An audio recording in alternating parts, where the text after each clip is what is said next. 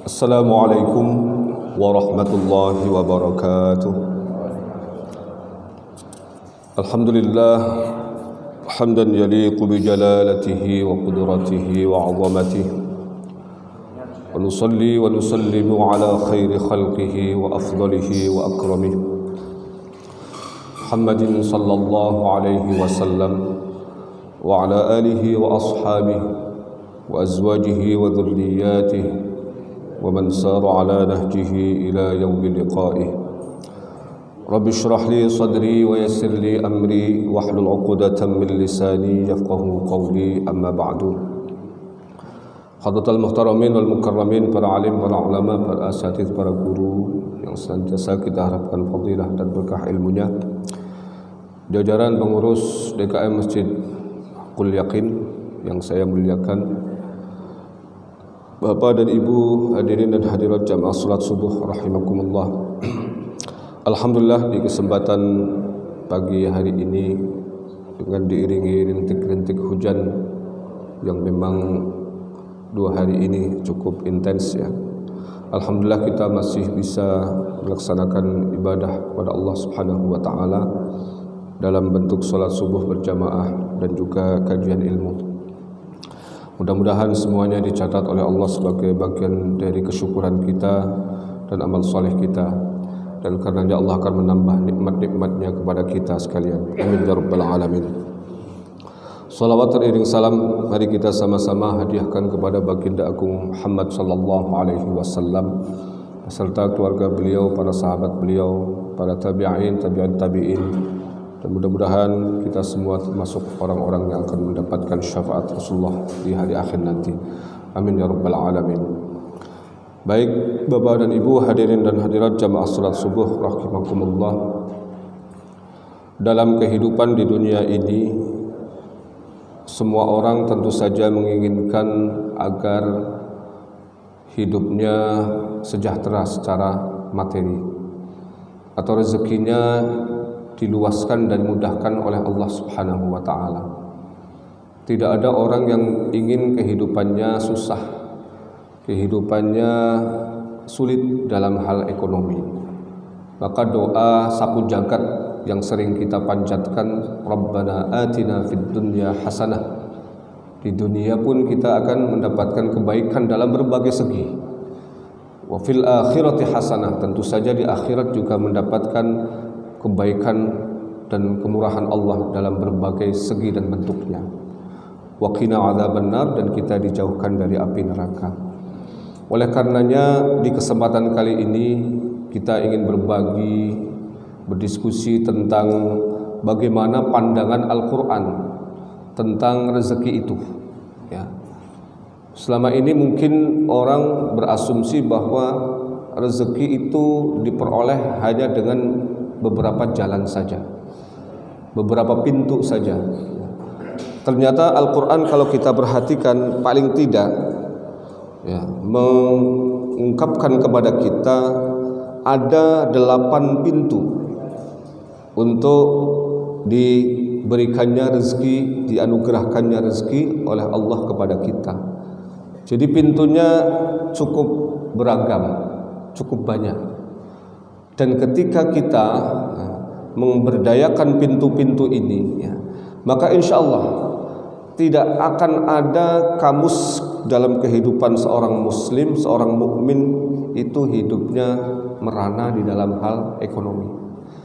Persoalannya bisa jadi kenapa ada yang sulit sekali ya, kehidupannya ya, mungkin salah satunya karena tidak mengamalkan nilai-nilai Al-Quran dalam aspek ini. Nah, pada kesempatan ini kita ingin sampaikan bahwa 8 pintu rezeki ini ternyata bukan hanya pintu-pintu yang bersifat materi yang selama ini banyak dilakukan dan difokuskan oleh semua orang. Banyak orang yang fokusnya adalah bagaimana secara fisik dia bekerja dengan keras sehingga dia akan menghasilkan rezeki yang melimpah. Nah, Al-Quran tidak hanya menyampaikan itu.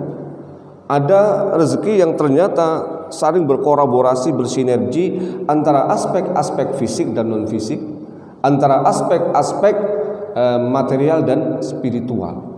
Nah, bahkan melibatkan pihak-pihak yang lain, tidak hanya diri kita saja.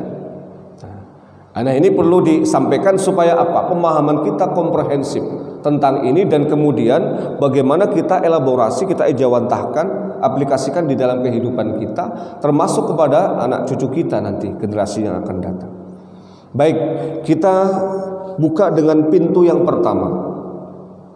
Yang pertama adalah Allah sebenarnya sudah memberikan jaminan rezeki sejak kita masih berupa ruh. Itu yang disebut rezeki yang telah dijamin oleh Allah, telah ditetapkan. Si A lahirnya hari apa, di mana, jam berapa, nanti rezekinya seperti apa, jadi apa, itu sudah ada. Dan ini jelas dalam Al-Quran surat Hud ayat 11. A'udzubillahi minasyaitonirrajim. Wa ma min dabbatin fil ardi illa 'alallahi rizquha. Dan setiap yang melata di atas bumi itu sudah ditetapkan rezekinya oleh Allah Subhanahu wa ta'ala. Nah, yang model begini penting, Pak. Supaya apa? Supaya memberikan sugesti, keyakinan yang kuat bahwa setiap yang lahir, jangankan manusia, di sini dabbah itu semua yang melata, Pak. Binatang pun sudah ditetapkan rezekinya oleh Allah. Jadi kalau ada orang mukmin kok khawatir tentang rezeki, ya, ini perlu diperkokoh lagi tauhidnya, keimanannya kepada Allah. Jangankan manusia, ya, semua yang Allah ciptakan itu atas tanggung jawab Allah Subhanahu wa ta'ala. Kalau kita lihat misalnya cicak, bapak dan ibu, itu rezekinya apa? Atau makanannya apa? Nyamuk. Coba bapak nalar. Cicak itu hidupnya di mana? Di tembok. Nyamuk hidupnya di mana? Terbang. Apa dayanya sang cicak?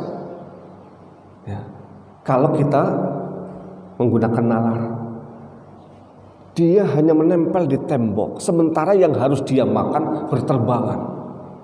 Coba, nalar kita itu sulit menerima, tetapi Allah Subhanahu wa ta'ala menunjukkan kepada kita bagaimana Allah itu mendekatkan nyamuk-nyamuk itu kepada sang cicak melalui apa? Melalui aroma. Konon ini dalam ilmu hayati, ya, aroma di dalam tubuh dan terutama mulut daripada sang cicak, di mana aroma itu adalah aroma yang paling disukai oleh nyamuk. Sehingga dia senantiasa ingin mendekat pada cicak itu. Itu cara Allah, Pak, memberi rezeki kepada cicak. Ini binatang loh, Pak, bukan manusia. Belum lagi kalau kita bicara tentang laba-laba. Laba-laba itu kerjanya tidur aja, Pak, bikin sarang aja, gak kemana-mana, dia di sarangnya saja. Tapi coba, bagaimana Allah memberikan rezeki? Itu banyak binatang-binatang, bahkan kadang yang besar-besar nyasar, Pak, ke sarang laba-laba. Itu setiap hari, Pak, setiap waktu. Bukan hanya setahun sekali. Kalau setahun sekali laba-laba sudah mati duluan.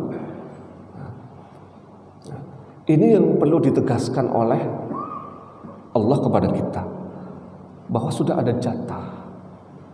Nah, dalam perspektif manusia, ya, kita tentu saja berbeda dengan binatang. Manusia punya akal, manusia punya kapasitas dan kemampuan. Nah, maka Allah ciptakan, kalau dalam perspektif rezeki yang dijamin itu, masing-masing orang punya bakat, punya keahlian, punya skill. Kul kullu ya'malu ala syakilati, kata Al-Quran.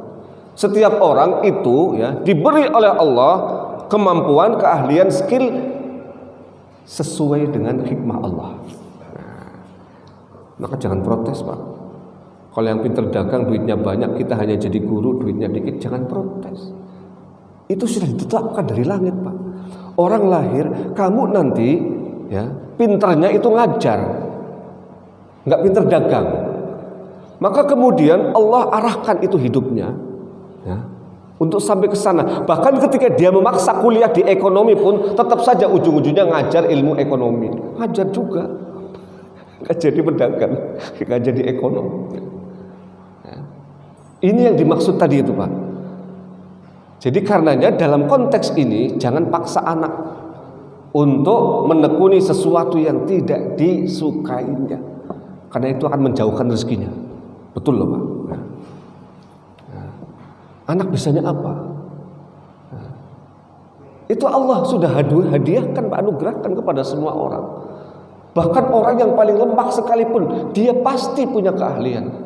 Paling tidak mengemis, mengemis juga keahlian kok, Pak ya. Kalau kita lihat ya, ada orang yang bakat, ada yang nggak bakat gitu. Mukanya itu udah dilihat udah memelas, itu udah muka memelas sehingga orang gampang kasihan ya. Itu juga sama sebenarnya ya.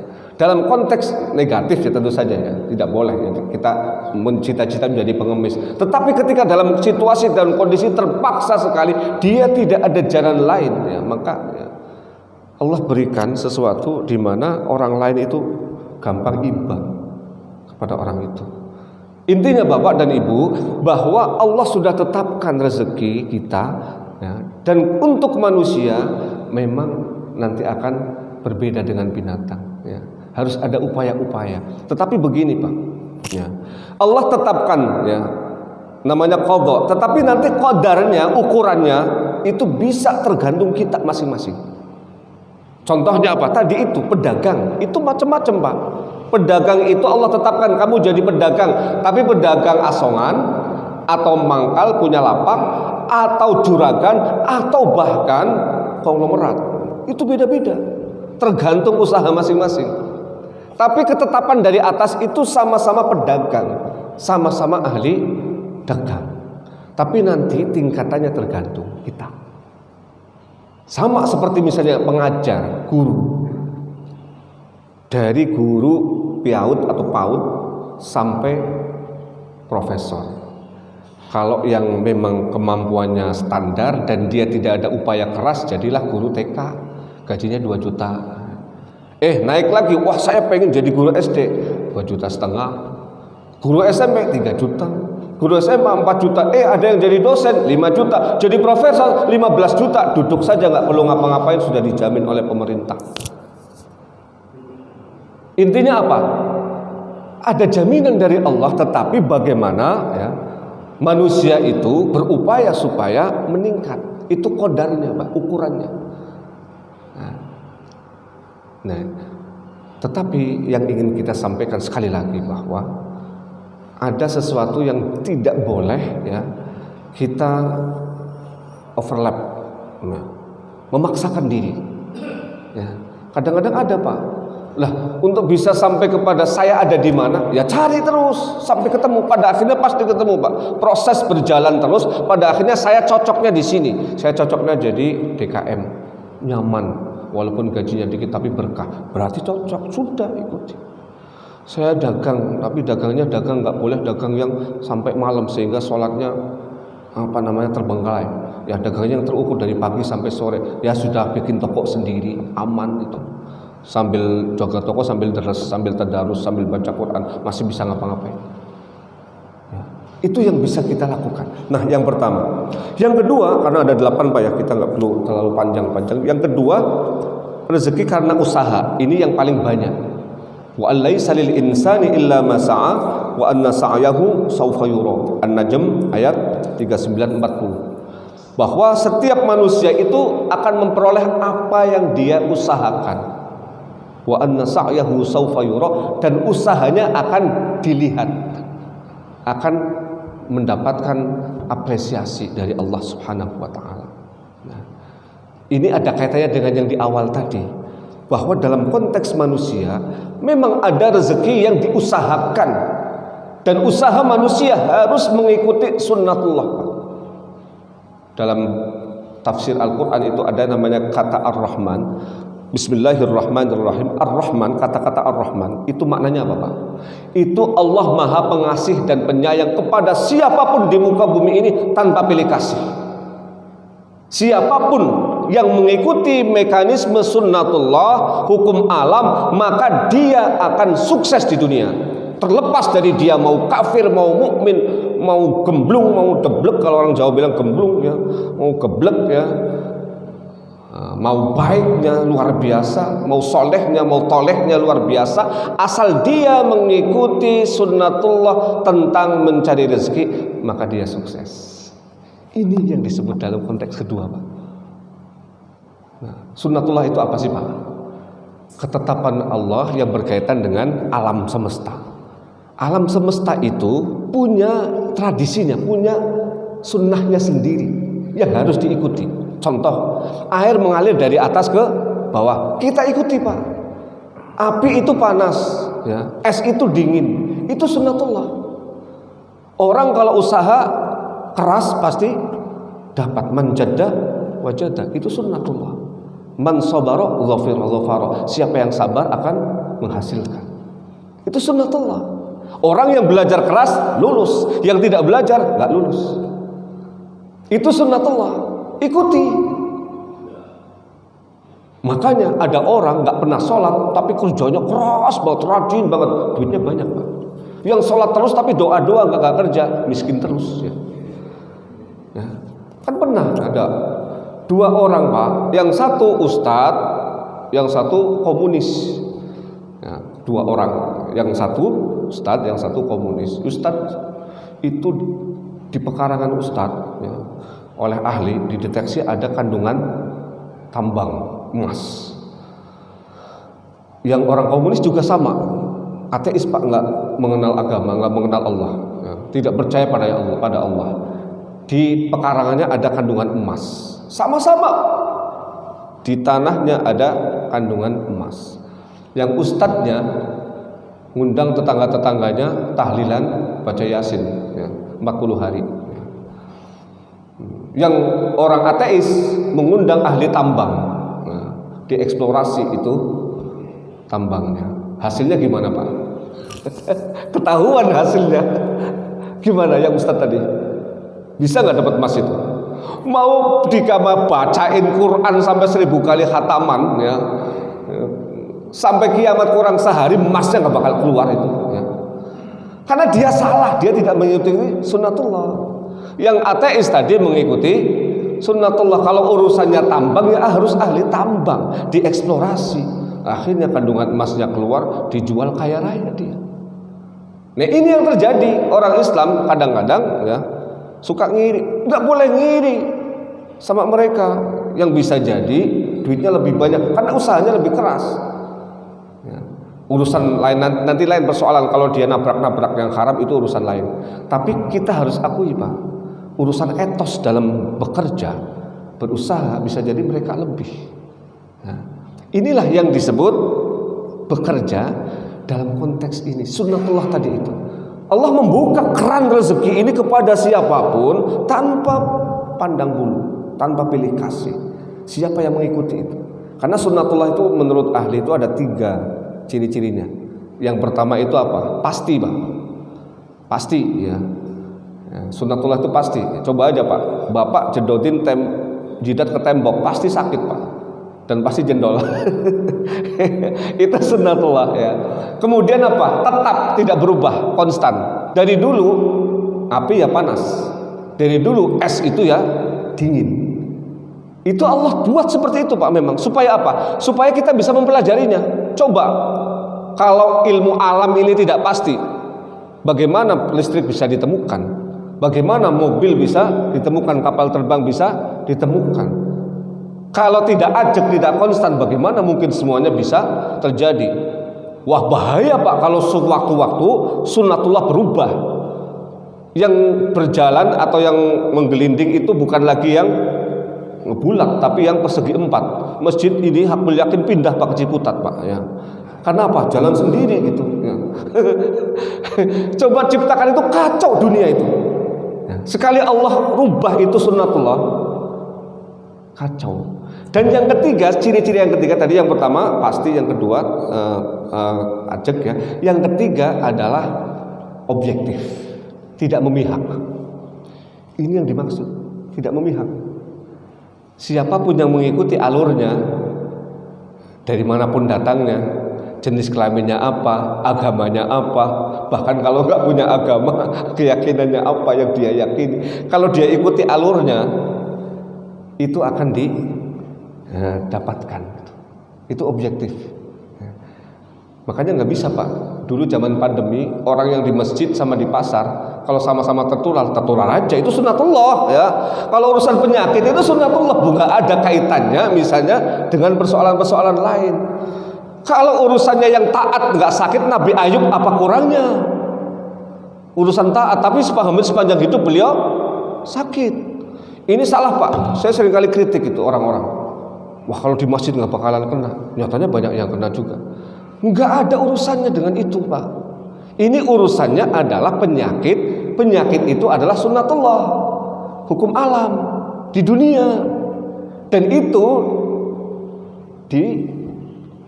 ditimpakan kepada siapa saja. Bahkan Fir'aun, orang yang mengaku Tuhan, bahkan nggak sakit. Kalau urusan kayak begitu berarti Fir'aun dong lebih jago. Fir'aun kan nggak sakit Pak, nggak pernah sakit. Padahal dia mengaku Tuhan. Saya sering kritik itu ya, di berbagai tempat itu. Pas pengajian ada yang offline, ada yang online. Ya. Kalau urusannya orang yang taat nggak bakal kena penyakit, Nabi Ayub apa kurang taatnya? Hampir sepanjang hidup beliau sakit. Fir'aun gebleknya kurang apa? Bahkan mengaku sebagai Tuhan, tapi nggak pernah sakit. Jadi sakit itu bukan urusan taat dan tidak taat Pak.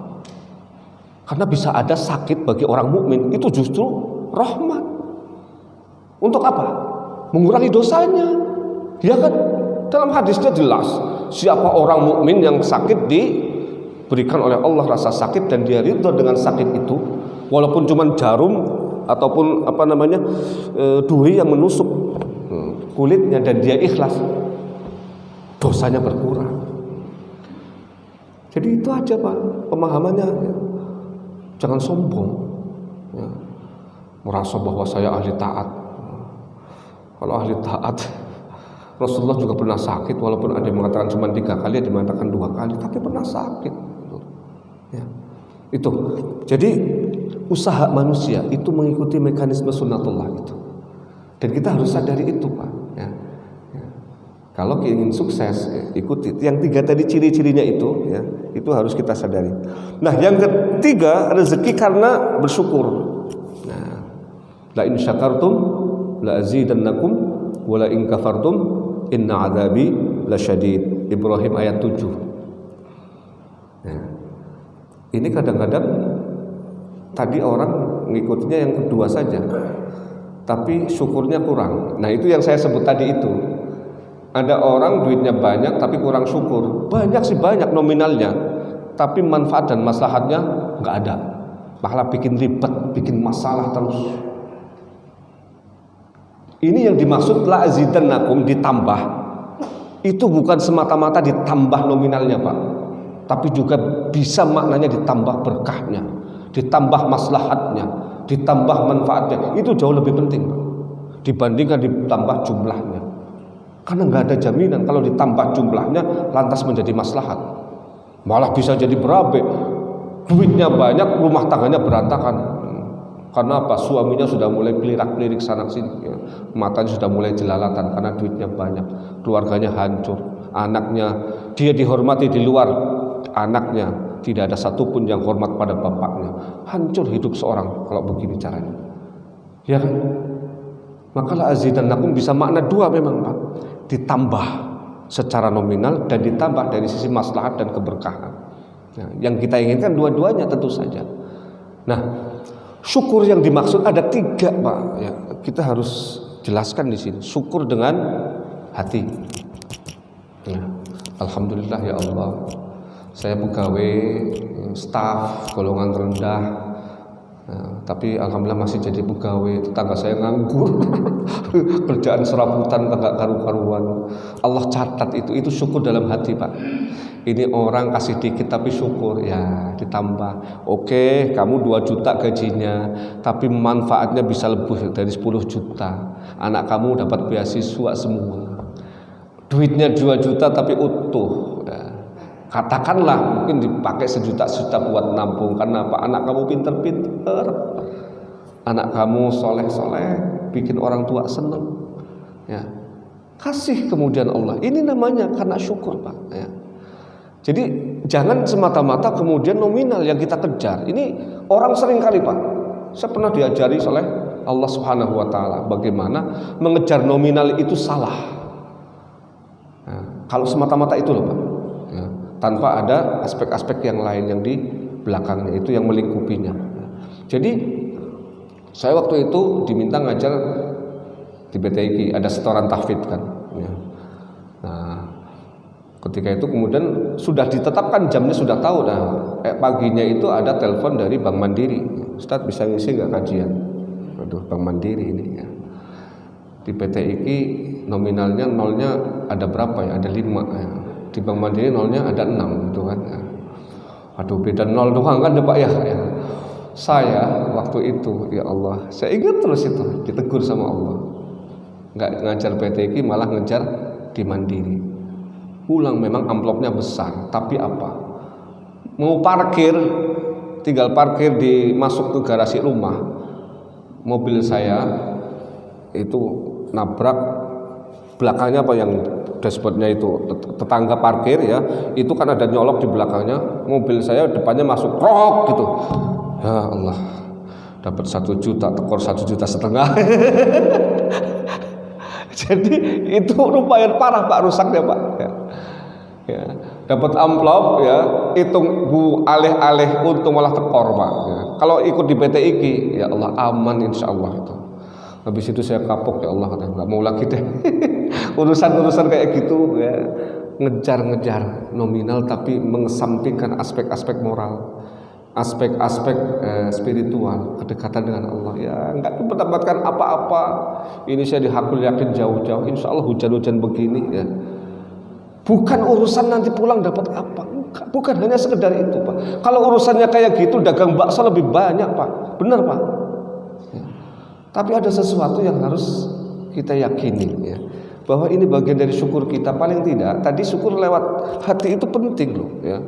Orang yang kemudian rezekinya ditutup salah satunya karena mengeluh terus, dalam hatinya tidak pernah merasa cukup. Ya tetangga udah ganti mobil, saya masih tahun 70 nggak ganti-ganti, mengeluh. Akhirnya ditutup itu Pak. Pintu-pintu yang seharusnya itu dibuka, paling tidak itu dihalangi oleh Allah dalam jangka waktu tertentu, sampai kemudian hatinya itu menjadi syukur. Setelah hatinya syukur ya dibuka lagi. Jadi ini harus hati-hati Pak ya, ucapan kita yang kedua. Ini tadi hati, yang kedua ucapan. Jangan sampai kemudian ucapan kita sekalipun ya, kita mengaku-ngaku sebagai orang yang bersyukur tapi ucapannya tidak mencerminkan itu ya. Cerita kalau kekurangan kepada semua orang, lagi masalah, tuh gimana utang banyak, ini gimana ya, cerita ke semua orang. Itu kan sebenarnya sama saja dengan mengeluh kan Pak ya, dengan lisan kita. Masalah kita umbar kemana-mana. Boleh diumbar tapi kepada Allah. Mungkin yang paling dekat istri kita yang memang paling tahu masalah itu tetap ya, karena namanya suami istri kan pasangan ya, itu merupakan satu kesatuan. Tapi coba jangan diumbar kepada semua orang. Itu justru menunjukkan bahwa kita sedang mengeluh Pak, berkeluh kesah. Itu namanya apa? Kufur lisan. Namanya syukur kan kufur Pak ya. Syukur tadi dengan hati, kufur dengan hati. Kufur dengan hati artinya apa? Wah, amplopnya cuma segini, dapatnya cuma segini ya, jauh-jauh cuma segini misalnya. Itu namanya dalam hati kita ada rasa kufur, menutup nikmat Allah. Kemudian tadi lisan kita, jangan sampai itu ya. Allah, orangnya kaya raya begitu, Walaupun kita pengurus masjid, urusan masjid, tolong Pak, kaya raya rumahnya gedong ngasih masjid sumbangan cuman 100.000, ya nggak nyocok dengan kekayaannya. Itu bisa Pak. Akhirnya masjidnya bisa jadi dianya yang bekerja itu menjadi nggak berkah dalam hidup. Sudah, mungkin dia mampunya segitu. Allah kasih dalam bentuk apapun yang berupa materi. Jangan sampai lisan kita itu terungkapkan kata-kata keluhan, kalimat-kalimat mengeluh. Ya, karena wala in kafartum ini Pak, wala in kafartum inna adzabi lasyadid, lanjutannya itu kufur itu bukan dalam arti kufur dalam akidah saja. Kufur nikmat itu lebih banyak. Banyak sekali orang yang melakukan ini Pak. Kufur nikmat. Orangnya Islam, sujudnya terus-terusan, tapi lidahnya itu nggak pernah bersyukur, ngeluh terus. Ya. Itu kufur nikmat namanya Pak. Dan itu siksaan, inna adzabi lasyadid, siksaanku amat pedih. Itu bukan hanya di akhirat. Kalau banyak ulama menafsiri bukan hanya di akhirat, tapi di dunia juga. Orang tadi yang mengeluh, hatinya tidak bersyukur, itu pasti tersiksa. Benar nggak Pak? Apakah ada setelah mengeluh itu kemudian ya kita menjadi lega? Kalau ngeluhnya sama manusia, dianya malah cerita lagi sama orang, akhirnya apa? Aib kita malah tersebar kemana-mana. Jadi masalah lagi. Ingin menyelesaikan masalah malah memunculkan masalah baru. Nah, coba kalau langsung saja mengeluh sama Allah habis-habisan, itu silahkan Pak. Ngeluh sama Allah mau apapun semuanya sepanjang yang bisa kita lakukan. Mau berapa jam terserah, terutama di malam hari. Terus sampaikan keluhan-keluhan kita. Nggak ada yang tahu kecuali Allah. Aman Pak. Dan pasti suatu waktu Allah akan berikan solusi. Nanti akan ada pintu yang lain Pak. Pintu syukur ini. Jadi hati-hati. Nah, syukur yang paling efektif adalah syukur perbuatan. Tadi kan hati, lisan, dan syukur perbuatan. Itu yang paling bagus. Ini contohnya. Ngaji kayak begini, ini syukur perbuatan langsung. Saya diberi kaki, diberi tenaga, diberi kesehatan, ya, diberi akal yang sehat, ya, nalar yang baik, ngaji. Ya, saya alhamdulillah diberi kaki yang sehat, badan yang sehat, bisa bangun, datang ke sini. Itu syukur perbuatan, dan itu yang paling bagus. Dicontohkan banyak sekali oleh Rasulullah Sallallahu Alaihi Wasallam. Ketika beliau, ya, katakanlah, menurut Aisyah, Rasulullah itu kurang apa? Sudah diampuni dosanya semuanya, tidak pernah melakukan dosa, masih bengkak-bengkak kakinya karena tahajud. Rasulullah kemudian menjawab, ya Rasulullah, ya Aisyah, afala akunu abdan syakura, tidak bolehkah aku menjadi hamba Allah yang paling bersyukur? Syukur dengan perbuatan, tahajud sampai bengkak-bengkak. Ya.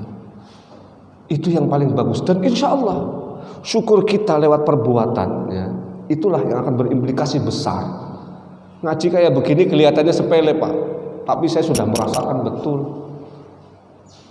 Saya kalau disuruh milih, ya cuman nggak boleh milih mungkin dari sononya, ya, ngajar di PTIQ atau di masyarakat. Saya lebih senang di masyarakat. Nggak banyak prosedur Pak, nggak banyak hitung-hitungan. Kalau di kampus nggak datang dipotong, ya. Kemudian nanti ada peringatan segala macam, ini itu terlambat. Aduh, ribet amat sih ya. Ya. Tapi sekali lagi ya, bahwa dua-duanya sebisa mungkin bersinergi satu dengan yang lain, ya. Karena saya merasakan bahwa keberkahan, ya, di dalam kajian-kajian kayak begini, ya, itu luar biasa dalam hidup kita, ya. Baik, yang keempat, rezeki yang tidak terduga. Ini seringkali mungkin disampaikan, ya, rezeki yang tidak terduga. Syaratnya satu Pak, takwa. Dalam surah At-Talaq, ya, ayat 23, wa may yattaqillaha yaj'al lahu makhraja wa yarzuquhu min haitsu la yahtasib. Barang siapa yang bertakwa kepada Allah, maka akan diberikan solusi, jalan keluar dari masalah. Wa yarzuquhu, dan diberi rezeki kepadanya min haitsu la yahtasib, dengan cara tidak terduga. Nah, ini Pak, ya, yang berbeda dari seorang mukmin dan orang non mukmin itu Muslim dan non-muslim, mukmin dan non-mukmin itu ini Pak, salah satunya. Kita masih punya pintu-pintu ya. Salah satunya pintu-pintu alternatif di mana pintu-pintu ini seringkali justru menjadi penyelamat kita di saat-saat kritis, di saat-saat genting. Kita masih diberi oleh Allah pintu ini. Ya Allah, sudah segala cara sudah dilakukan. Puyengnya minta ampun, pusingnya minta ampun, seolah-olah buntu. Tiba-tiba orang yang tidak kita duga datang. Ya Allah, terima kasih. Itu sujud syukurnya sampai berkali-kali itu Pak ya.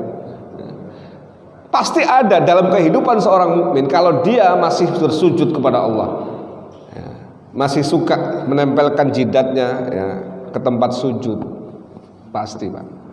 Sekecil apapun yang tidak terduga ini pasti pernah merasakan.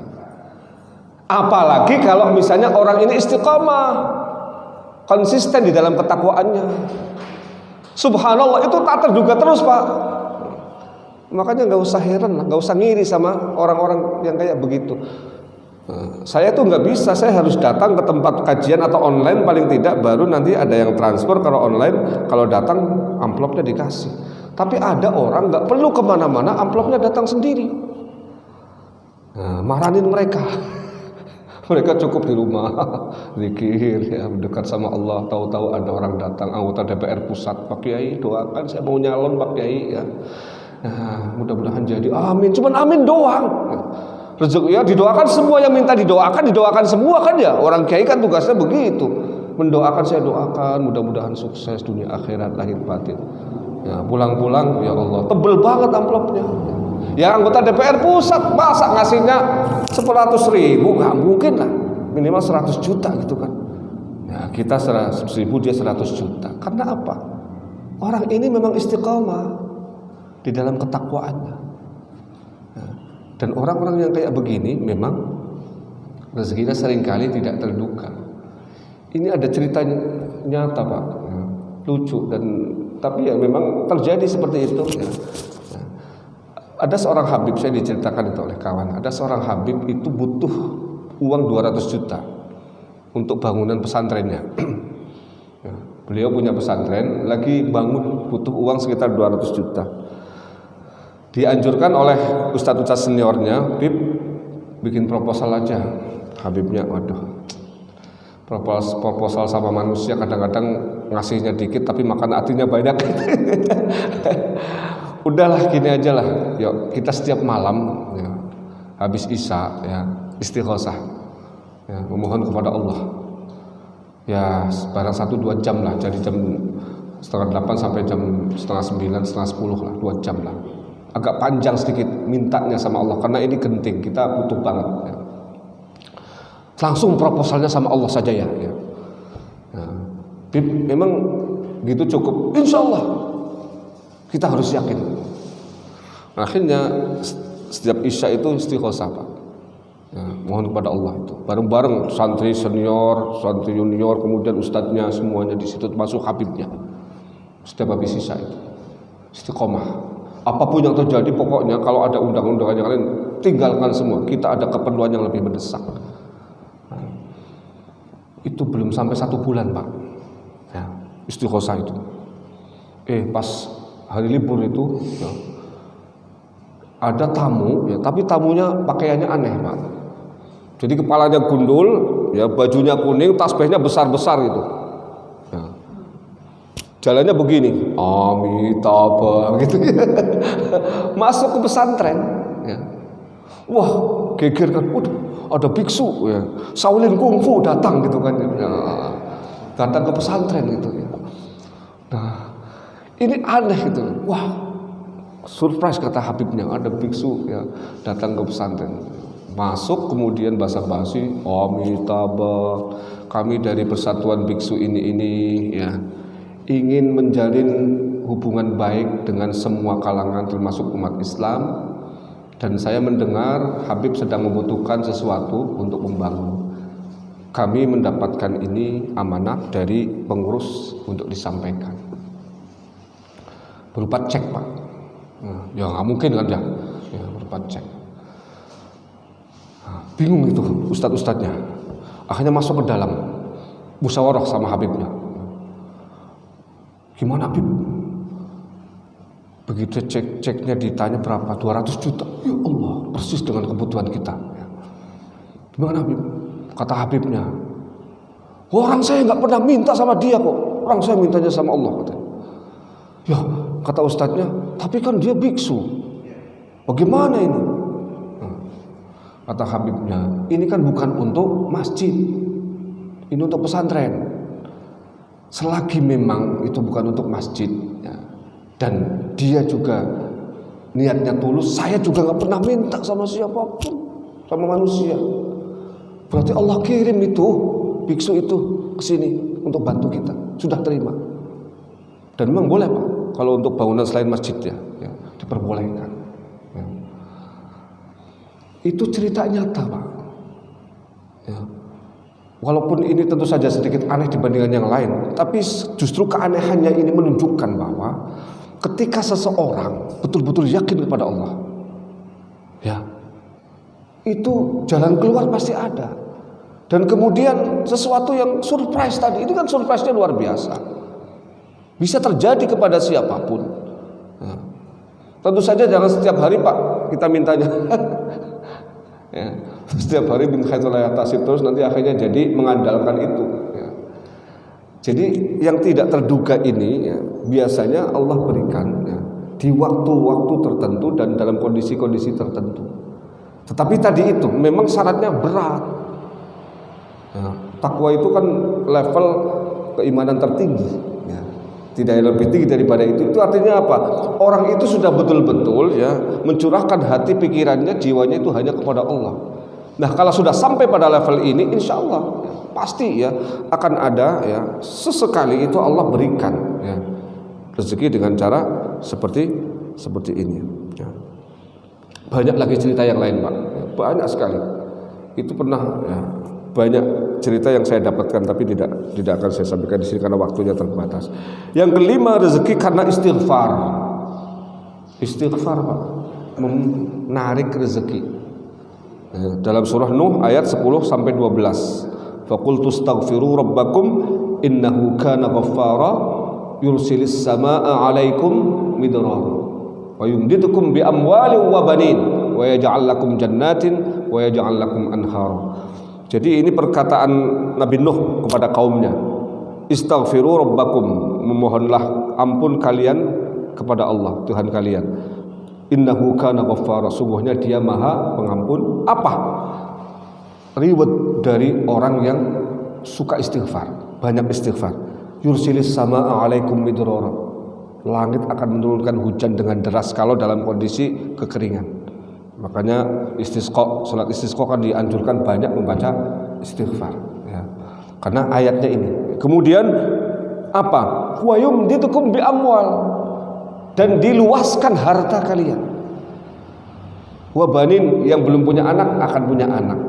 Jadi kalau ada yang kelihatannya lama nggak nikah, nggak punya anak-anak, suruh banyak-banyak istighfar, sebanyak-banyaknya, setiap saat, setiap waktu. Itu akan menarik itu. Jadi istighfar itu menarik rezeki. Kalau misalnya ada orang seret rezekinya, susah, coba muhasabah, introspeksi. Istighfarnya kalau biasanya 3 kali, diperbanyaklah 30 kali kayak Allah. Bahkan bisa jadi ikut Rasulullah sehari minimal 70, atau ada riwayat yang lain 100 kali.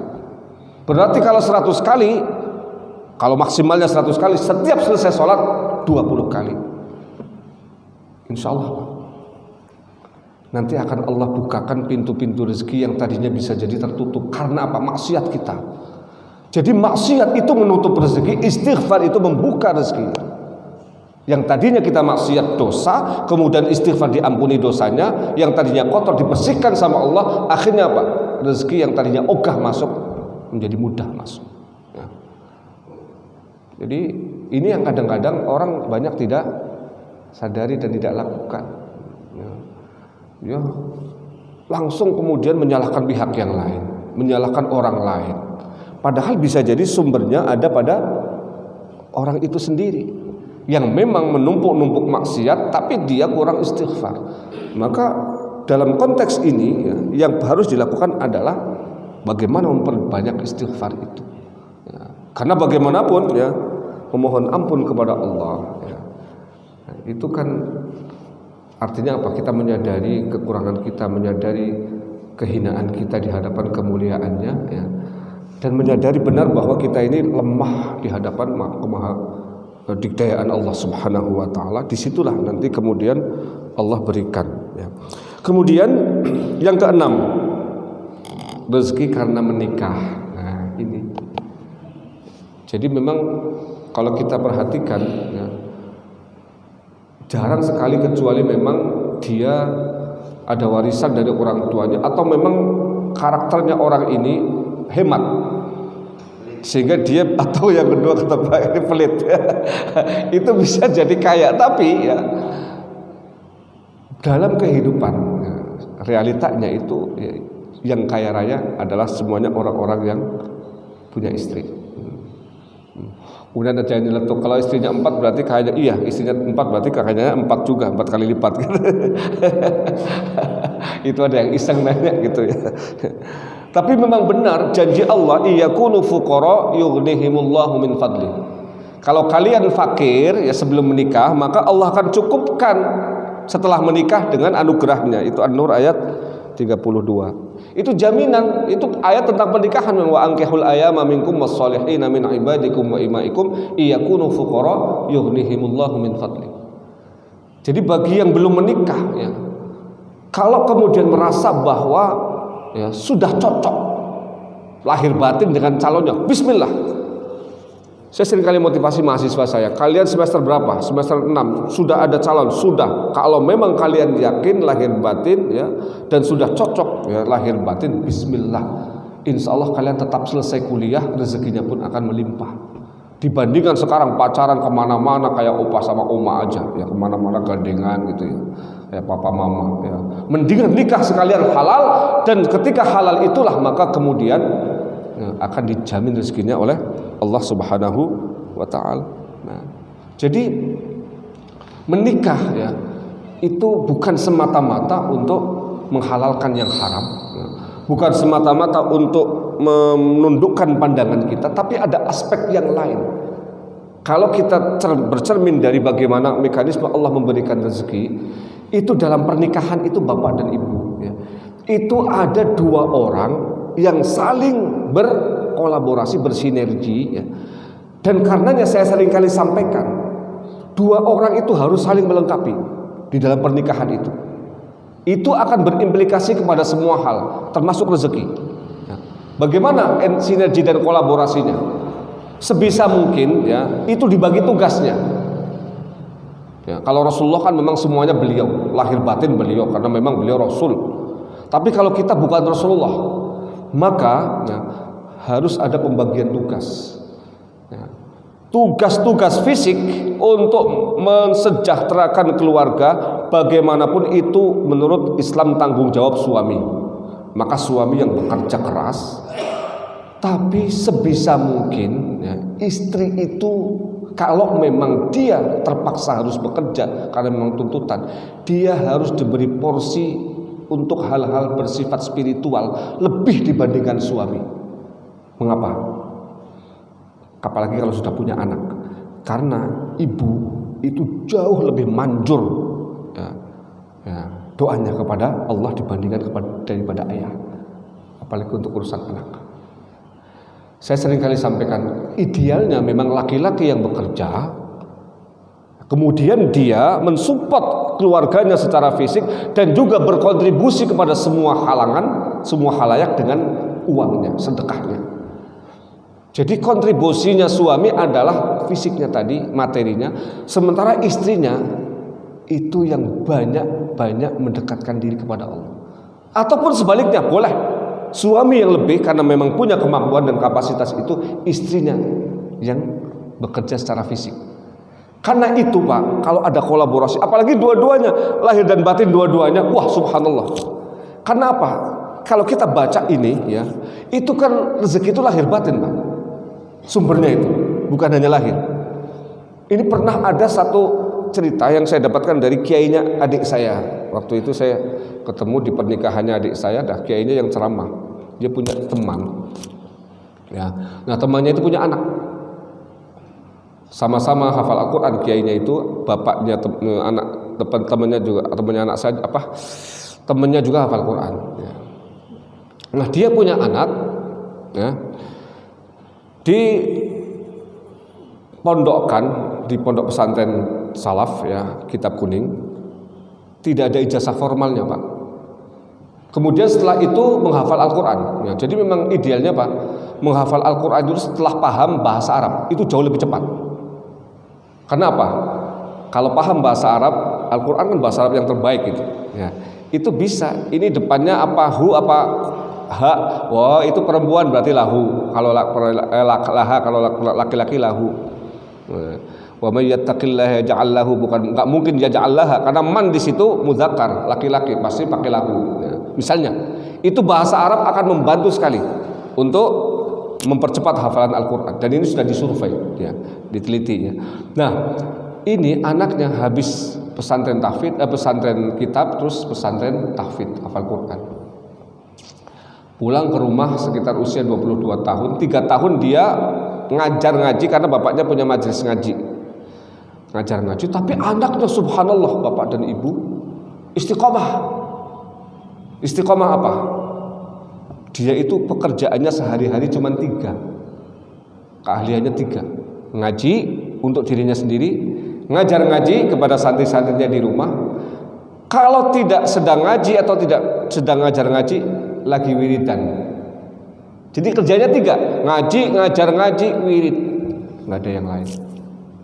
Tapi nggak bisa kerja Pak, karena memang tidak dilatih. Pesantren terus, ya nggak sempat latihan kerja atau apa, ya, aktivitas apa. Karena ijazahnya juga tidak formal.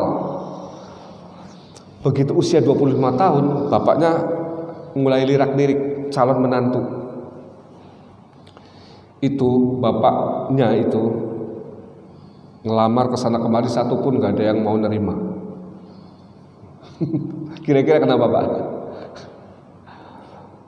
Orang tua gadisnya itu rata-rata khawatir, anak bapak nggak punya ijazah formal. Bisanya 3 itu, ngaji, ngajar ngaji, wirid, itu nggak mendatangkan duit. Itu rata-rata begitu. Ya. Ditolak Pak. Berapa orang tua itu, bapaknya nggak putus asa. Nah, suatu waktu dia mendatangi seseorang, orang tuanya nggak memutuskan tapi serahkan pada anaknya. Kalau saya biasanya terserah anak saya, bagaimana anak saya. Akhirnya anaknya ditanya oleh bapaknya itu, bapaknya yang ngelamar itu. Nah, kamu mau nggak jadi calon istrinya anak saya yang bisanya ngaji, ngajar ngaji, sama wirid?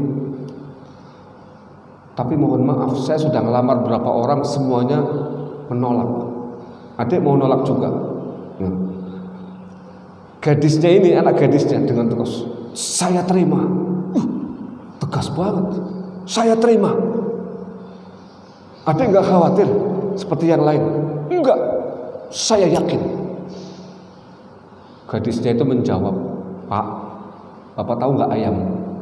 Tahu, katanya. Ayam ngaji nggak? Kagak, mana ada ayam ngaji, katanya. Ayam nggak ngaji, nggak bisa ngaji, bisa makan nggak dia? Makan, katanya. Katanya, ini anak bapak bisa ngaji, manusia. Masa kagak makan, ayam aja nggak ngaji makan, anak bapak bisa ngaji, pasti makannya lebih banyak, katanya. Waduh, bapaknya dapat calon mantu kayak begini. Nduk, orang Jawa kan, Nduk, kamu waras ya Nduk ya. Kamu waras ya, jawab kayak gitu. Waras saya sehat. Bapaknya alhamdulillah, setelah sekian beberapa kali ditolak, akhirnya ada yang mau sama anaknya. Dan jawaban anak gadis ini subhanallah Pak, menohok betul-betul ya. Betul nggak Pak? Ayam ngaji nggak Pak? Ayam bisa ngaji nggak? Ayam ada nggak di majelis taklim kayak begini? Tapi dia makan terus tiap hari, nggak kekurangan. Bahkan ayam-ayam liar pun masih bisa makan. Kucing juga sama. Ada nggak kucing kemudian adzan di masjid? Wah, kalau ada kucing adzan geger itu ya. Apalagi jadi imam kayak saya tadi itu lebih parah lagi itu ya. Kalau dibilang jamaahnya jamaah sesat, masa diimami sama kucing? Nggak mungkin. Tapi apa? Coba. Ada saja Allah sentuh hati orang-orang untuk menyayangi kucing-kucing itu. Makan dia. Lah ini orang bisa ngaji kok dikhawatirkan nggak bisa makan. Dan ini banyak orang-orang yang kayak begitu, apalagi di kota-kota besar. Coba saja Bapak, buktikan sendiri anaknya nggak punya ijazah, bisanya ngaji. Coba ngelamar berapa orang? Rata-rata kan Bapak anaknya dokter. Oh silakan. Anaknya apa? Pegawai negeri. Silakan. Anaknya apa? Pengusaha. Apalagi kadang-kadang cuma artis-artis yang baru merintis saja. Saya artis, langsung kayak gila popularitas gitu. Padahal artisnya juga artis figuran. Figuran juga dipukulin orang gitu ya. Lebih parah lagi gitu. Nah begitu bapaknya mendapatkan anak gadis yang itu, sudah nggak usah lama-lama, dinikahkan saja, nggak usah pacaran, nyari orang juga susah. Anaknya juga kamu harus terima siapapun yang mau sama kamu, karena kamu juga harus menyadari, ya, kamu nggak punya ijazah formal di masa sekarang. Orang tuh banyak yang nyari formal-formalan itu. Nah, akhirnya dinikahkan Pak. Nah, banyak kekhawatiran di sekitarnya. Waduh, itu anak ngajar ngaji sama wirid kagak bisa apa-apa. Apa bisa makan itu? Ya. Tapi subhanallah, Bapak dan Ibu, saya ingin sampaikan di sini, menikah itu tadi penting, bersinergi itu. Ya. Jadi begitu nikah, bapaknya juga tahu. Dia sudah merencanakan kalau anak saya yang pertama ini nikah, saya kasih modal. Karena saya tahu anak saya nggak bisa kalau nggak dikasih modal. Ya. Akhirnya begitu selesai nikah, bapaknya itu ngumpulin suami istrinya itu anaknya. Anak-anakku, ini bapak punya modal uang 50 juta. Itu kan depan rumah kan kosong itu, tanah, bikin tuh. Ya, bikin toko kecil-kecilan. Ya udah nggak usah pakai tembok-tembok yang mahal, yang penting bisa untuk nyimpan barang-barang. 25 buat bangunnya, 25 jutanya buat isi. Itu zaman dulu udah tahun 90 2000-an lah, udah banyak 50 juta itu. Kampung lagi Pak ya. Itu akhirnya dibangun itu toko dan kemudian isinya dilengkapi. Nah, bapaknya bilang, yang kerja, yang jadi operator semuanya itu kamu nak, yang perempuan. Siap, kata istrinya. Suaminya ngapain? Kata bapaknya, kamu tetap aja ngaji, ngajar ngaji sama wirid, tetap dengan profesimu istiqomah, nggak boleh berubah. Ya, akhirnya istrinya begitu di launching Pak, subhanallah, ini dibuka toko itu kayak ada magnetnya Pak, larisnya luar biasa, cepat sekali itu perkembangannya. Baru 2 tahun itu sudah bikin cabang. Itu pas cerita kiainya itu, cerita pas ceramah itu. Sekarang tokonya udah puluhan. Ya, dan dia salah satu jadi orang paling kaya di kecamatan itu. Kerjaan suaminya apa? Tetap ngaji, ngajar ngaji sama wirid. Gak berubah. Yang kemudian mengoperasikan semuanya itu istrinya. Akhirnya banyak orang yang tadinya meremehkan, melecehkan itu pada salut, pada tanya, akhirnya pada nanya, sebenarnya rahasianya apa? Kok bisa cepat sekali? Bapaknya akhirnya ngasih tahu, bapak dan ibu semuanya, rezekinya suami istri itu harus bersinergi. Karena rezeki itu tidak bisa didapatkan dengan lahir saja, harus ada batinnya. Maka lahir batin itu harus saling melengkapi. Saya serahkan lahirnya kepada menantu saya. Karena apa? Saya tahu anak saya nggak bisa dagang. Yang bisa dagang walaupun harus belajar ini adalah menantu saya. Nah, anak saya serahkan urusan spiritualnya. Anak saya urusan manusia, anak menantu saya. Nah, anak saya urusannya dengan Allah. Ya. Jadi yang satu approach kepada manusia, satunya approach langsung kepada pemilik semuanya. Bapaknya bilang, kalau anak saya yang laki-laki saya rubah jalurnya, kok dia banting setir menjadi dagang, hancur semua, gak bakalan bisa kayak begitu. Ini karena ada sinergi dan kolaborasi. Maka kemudian sekarang salah satu orang paling kaya di kecamatan ini, asetnya sudah miliaran. Dan itu nggak ada yang menduga sama sekali. Itulah Pak. Jadi insya Allah, jadi kalau suatu waktu ada yang punya anak perempuan datang kepada bapak, ya calon menantu, kok soleh dan bisa ngaji, ya jangan nanya-nanya ijazahnya apa, ininya apa, yang lain-lain. Insya Allah akan ada jalan yang Allah ciptakan. Ya. Yang terpenting anak laki-lakinya itu ada kemauan untuk bekerja keras. Ya. Karena apa? Menikah itu menjadi sumber, ya, munculnya rezeki, menjadi pintu utama masuknya rezeki kepada seseorang, dan itu dijamin oleh Allah Subhanahu wa taala. Kemudian yang ketujuh, rezeki karena anak. Nah, wala taqtulu auladakum khasyata imlaq nahnu narzuquhum wa iyyakum, Al-Isra ayat 13. Rezeki karena anak kita sudah bahas di awal tadi. Saya keluarga bapak saya ada 11, ya 11 anak yang hidup 10. Nah, zaman dulu ya, alhamdulillah pendidikannya mayoritas pendidikan tinggi, ya. Dan saya anaknya 3. Sekarang sudah hampir selesai, yang 2 mau masuk perguruan tinggi. Ya. Jatahnya 11 tapi bisa sekolah semua. Bapak saya, ibu saya, kemudian saya 3, insya Allah bisa. Nanti kalau ada orang yang punya anak, misalnya kiai saya itu ada yang anaknya sampai 17 Pak. Dari istri yang satu, yang kemudian istri yang kedua itu ada 8, jadi 25 orang. Sisi keduanya itu maksudnya istri pertama meninggal, istri kedua nikah lagi punya anak 8. Ada 25 orang anaknya, ya. Tapi sekolah semua, ya, makan semua, beres semua, punya rumah semua. Ya, itu kita kalau bercermin dari itu, ya sebenarnya setiap anak itu membawa rezekinya masing-masing. Coba saja Pak, kita harus meyakini itu. Ya. Ketika lahir si A, maka dia bawa. Lahir anak kedua B, bawa juga. Cuman persoalannya orang tuanya yakin atau tidak bahwa setiap anak itu pasti bawa rezeki. Cuman melewati kita Pak, melewati kita. Ya ini tahadus bini, alhamdulillah anak saya yang pertama ini sudah sarjana kedokteran sekarang, jadi mau koas ya. Itu begitu dia diterima di kedokteran, saya ketika itu duit dari mana ya? Seneng Pak, tapi orang Jawa bilang tenger-tengernya itu apa, mikir duitnya dari mana ya biayanya. Tapi kemudian saya berpikir ini Allah yang pilihkan, bukan saya yang memilih. Karena saya nggak bisa menentukan kan, terima atau tidaknya kan. Ya, yang menerima dan menentukan Allah. Pasti ketika Allah menentukan, tanggung jawabnya ada di tangan Allah. Saya yakin gitu. Ya, akhirnya saya minta diturunin UKT-nya turun sedikit, tapi tetap banyak ya, untuk ukuran saya kan. Ya, yang lain-lain apalagi ya. Kemudian akhirnya chat bismillah. Nyatanya sampai selesai ini. Saya tinggal 2 tahun lagi koas ya. 4 tahun ya menurut saya tidak mengurangi apapun ya. Saya juga masih tetap tambah gemuk gitu kan ya. Nggak masalah ya, daging saya malah nambah gitu.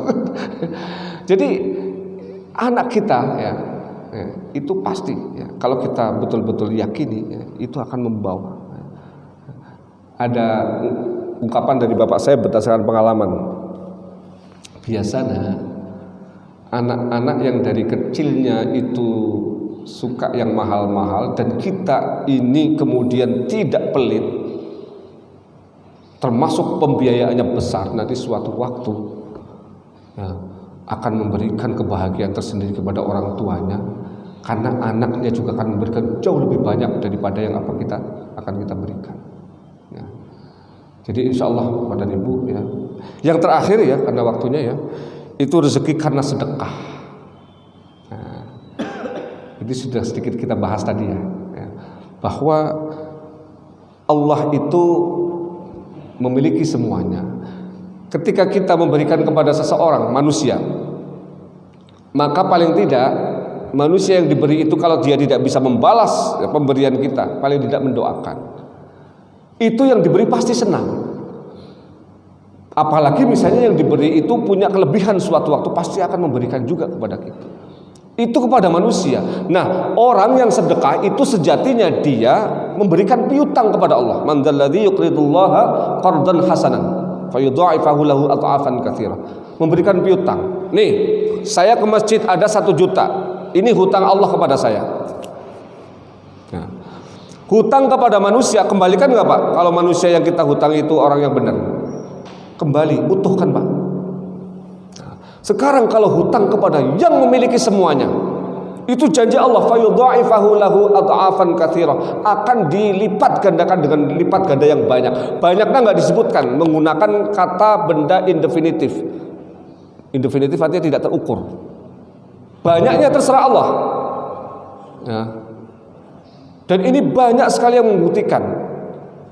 Jadi sepupu saya itu pernah sedekah, ada sumbangan kasih 2 juta Pak.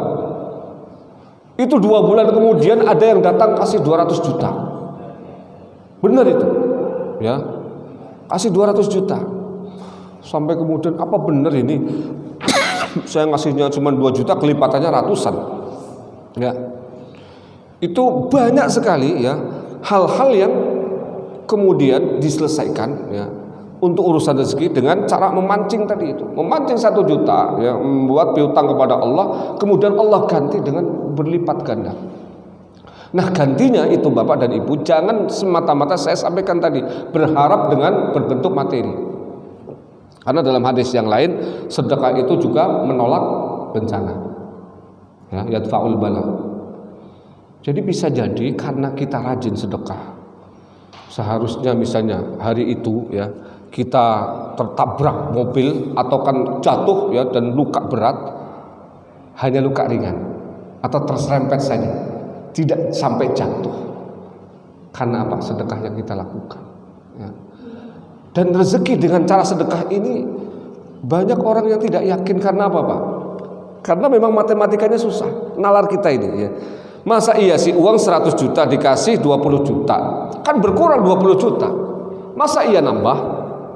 Ya, bagaimana cara menambahnya? Nah, itu kan sulit Pak. Sulit nalar kita menerima. Maka jangan gunakan nalar. Jangan gunakan hitungan-hitungan matematika. Karena kalau hitungan matematika itu seringkali ya hanya hasil-hasil yang nominal dan pasti. Padahal kita tahu Allah itu punya semuanya, punya segala-galanya. Maka matematika Allah seringkali matematika yang mencengangkan kita semua, mencengangkan sekali ya. Dan itu sudah banyak dibuktikan oleh banyak orang. Jadi kawan saya itu pun pernah ya punya hutang ya untuk bangun pesantren itu 50 juta ya, itu harus dibayarkan hari itu. Dan kalau tidak dibayarkan ya, kalau tidak dibayarkan itu ya apa namanya material-material yang sudah dibeli itu mau diambil ya, kemudian itu mau disegel, mau dilaporkan ya supaya pesantrennya nggak bisa melaksanakan pembangunan selanjutnya. Itu betul-betul ya, malam harinya itu dia bangun jam 2. Ya Allah, hari ini kalau tidak saya bayarkan ini ya, ini bagaimana nasib santri-santri saya nantinya. Ini kan bangunan ya, jangan sampai berhenti. Ya Allah, ya, saya sedang berjuang menegakkan agamamu ya, tidak untuk diri saya sendiri. Itu cerita ke saya. Biasanya bangun jam 3, dia jam 2 lebih cepat. Itu nangis dia di situ. Ya Allah, gimana caranya, terserah engkau lah. Yang penting ini utang 50 juta hari ini harus lunas ya. Saya nggak punya uang sepeser pun ya Allah. Itu doanya sampai dibunyikan itu. Saking kepepetnya Pak. Boleh Pak ya kalau kepepet gitu. Ya Allah, saya nggak punya uang sama sekali, saya harus bayar hari ini utang 50 juta ya Allah. Gimana caranya, terserah engkau ya, bayarkan itu. Itu dia lewat itu tertidur, habis itu sholat subuh ya, habis sholat jamaah subuh dia buka HP. Waktu itu belum ada WA Pak, masih ada SMS. Cuman belum tahun 2000-an belum ada WA. Dia buka, ada SMS masuk. Silakan Ustadz cek rekening Ini ya, saya sudah transfer. Cepat sekali. Saya doa jam 2 malam. Habis subuh sudah ada transfer saja. Tidak disebutkan transfernya berapa dan tidak menyebutkan siapa. Di telepon nomornya balik, maaf, telepon Anda sedang rusak. Maksudnya telepon yang Anda tuju tidak bisa menjawab. Telepon enggak. Tapi kemudian dia penasaran, benar enggak? Ini transfer ini jangan-jangan bohong. Begitu dicek, subhanallah, masuk 50 juta. Langsung orang itu, kawan saya itu nangis di ATM itu sambil sujud, sambil apa? Sujud syukur itu. Cepat sekali ya Allah. Tapi ini saya nggak tahu siapa yang ngasih. Ya. Siapa ini yang ngasih? Di telepon nggak diangkat. Ya. Itu akhirnya karena memang kepepet, bayarkan itu. Lunas, alhamdulillah ya. Dia bisa melanjutkan pembangunan itu. Tapi masih penasaran, sebenarnya siapa ini orangnya yang ngasih? Beberapa waktu kemudian, ya, ada mobil Mercy masuk ke pesantrennya dia. Kemudian keluar seseorang, tapi tampangnya bukan tampang bos. Ini seperti supir pribadi. Menemui teman saya, Ustadz itu, Ustadz ada undangan dari bapak katanya. Bapak siapa? Nah, Ustadz ikut saja. Ikut saja itu beberapa waktu setelah itu Pak, wah agak lama itu. Bapak ditunggu ya, bisanya kapan, nanti saya jemput lagi. Oke, saya hari ini bisa, nanti jam sekian dijemput. Akhirnya datang, memang hari libur itu kan. Dia datang ke rumah itu, subhanallah rumahnya itu. Begitu duduk, nggak kenal juga wajahnya, bingung. Ini orang undang saya, ini tapi saya nggak kenal. Akhirnya begitu duduk, Bapak bingung ya Ustadz bingung. Iya saya bingung. Bapak siapa ya? Mohon maaf katanya.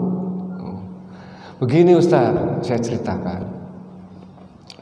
Saya itu waktu itu pernah ikut kajian Ustadz di suatu tempat. Nah waktu itu Ustadz bilang kan ada pesantren untuk anak-anak yatim. Ustadz ngasih brosur-brosur itu. Ya, saya salah satunya nyimpen.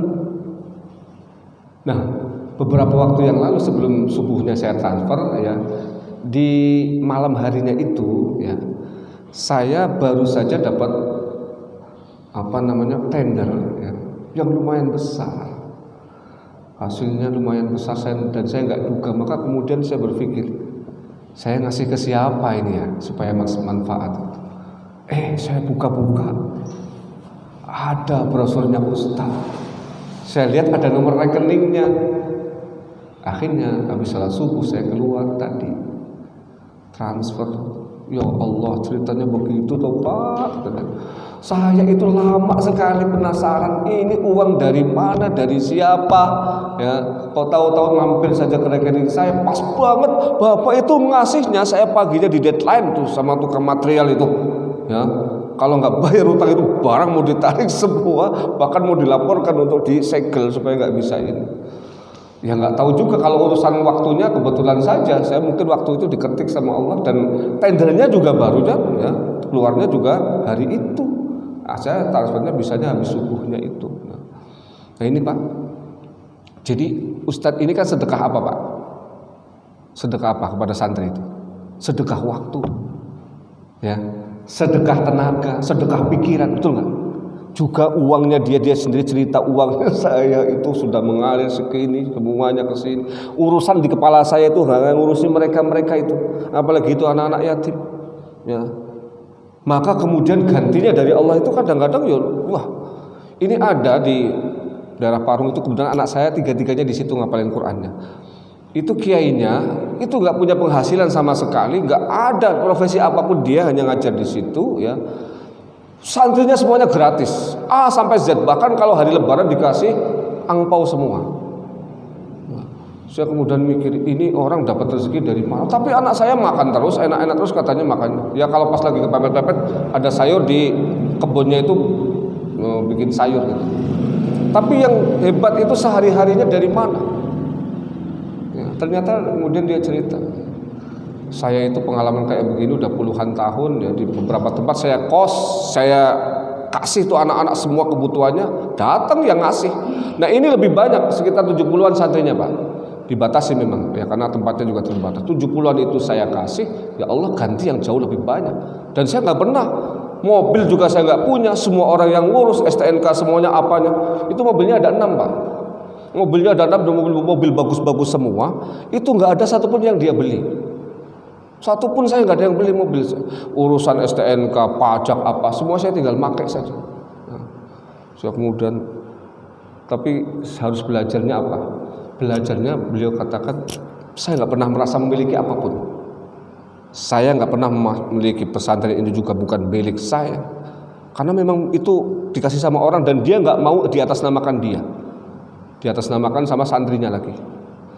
Anaknya juga nggak mau, ya mobil juga saya nggak merasa punya, apa nggak punya. Ini orang hatinya nggak terikat sama sekali ya. Tapi itu sekarang lagi pada umroh Pak, sekeluarga 5 orang, bapak ibunya sama anaknya 3. Umroh juga ada yang umrohin, gratis semuanya dijamin sama orang. Saya kadang-kadang berpikir iya ya, orang kalau mendedikasikan hidupnya kepada Allah, mensedekahkannya, mewakafkan dirinya, pikirannya, hatinya, jiwanya, semuanya kepada Allah, itu betul-betul Allah jamin semuanya Pak. Bahkan orang lain, saya kan harus ngurus pajak juga, cicilan juga waktu belum lunas, nyetir sendiri, dia nggak ada, setir juga sudah ada yang nyetirin, ya STNK sudah ada yang bikinin, pajak juga sudah ada yang bayarin, apa semuanya dia tinggal pakai. Itu enak-enaknya hidupan itu. Karena apa? Dia nggak memiliki, nggak merasa memiliki, semuanya bukan milik saya Pak. Ya, mungkin karena itu Pak. Nah ini tingkat tinggi memang ya. Tapi sebagai sebuah pembelajaran ya, ini bisa jadi kita jadikan sebagai ibrah ya, sebagai teladan kita bahwa terkadang memang dunia seperti itu. Ya, ketika kita dedikasikan hanya kepada Allah, maka kembaliannya itu kita dikatakan fayudhaifahu itu ya berkali-kali lipat dan kadang-kadang subhanallah. Ya, mencengangkan dan menakjubkan kita sendiri. Demikian tidak terasa hampir 1,5 jam ya saya bicara ya, karena memang agak panjang ini. Silakan kalau ada yang didiskusikan atau sudah cukup ya karena waktunya. Baik ya, kita tutup dengan doa. Allahumma shalli ala sayyidina Muhammad walhamdulillahil alamin. Allahumma ij'al jam'ana hadha jam'an marhuma, tafarraqna ba'da tafarraqan ma'suma. Allahumma arzuqna 'ilman nafi'a, qalban khashi'a, wa lisanan dhakiran, yaqinan sadiqa, wa rizqan wasi'an mubarakan, 'amalan shalihan taqabbal. Allahumma inna na'udzubika min 'ilmin la yanfa', min 'adin la نفس لا تشبع ومن دعاء لا يسمع. اللهم استجب دعاءنا واشف مرضانا وارحم موتانا ولا تخيب فيك رجاءنا واختم بالباقيات الصالحات اعمالنا.